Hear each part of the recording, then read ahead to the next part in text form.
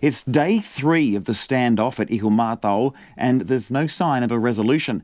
And some Auckland councillors now say they regret signing off on allowing a major housing development bordering land considered sacred to iwi. They've voted unanimously to organise an urgent meeting between interested parties as a last-ditch effort to resolve the dispute.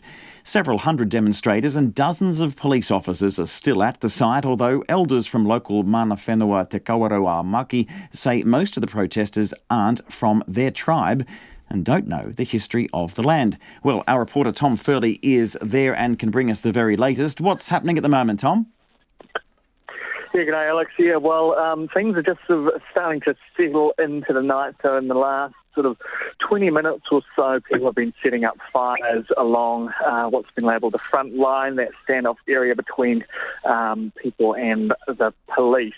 I'm standing on the field at the moment, and last night there was a lot of open space. The police were about 500 metres from the road, and early this morning they pushed that line up to within about 100 metres of the road. And this is where all the tents and things have been set up, and that's where they're sort of most are sort of in a position facing off against the police rather than the road junction that has been over the last couple of nights. But in the last 20 minutes or so, a lot of fires have been set up, keeping people warm as it gets cold. And, you know, I mean, it's the third night, and particularly, I guess, among a lot of the mana whenua, there's starting to be a bit of tiredness creep in, a bit of fatigue from some long nights.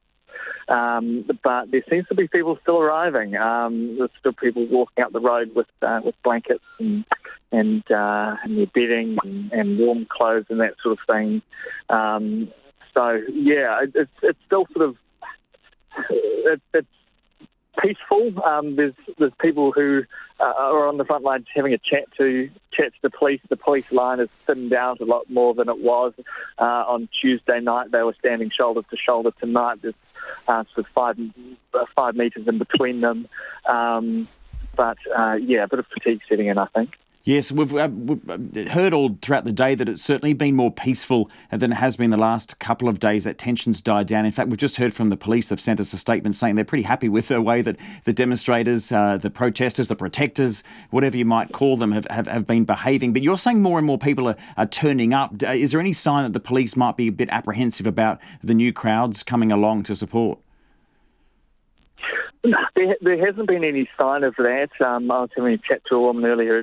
Her and her family had come up from Cambridge, and she was sort of having a good old chat. Shook the officer's hand as he was sort of swapped out, as his shift was swapped out. So I'm not really picking up that vibe, but I think there has been through the communication of this action that very much from mana whenua is wanting to have a peaceful protest, and from what I've seen, people are pretty understanding of that, and that's the spirit in which they've come here.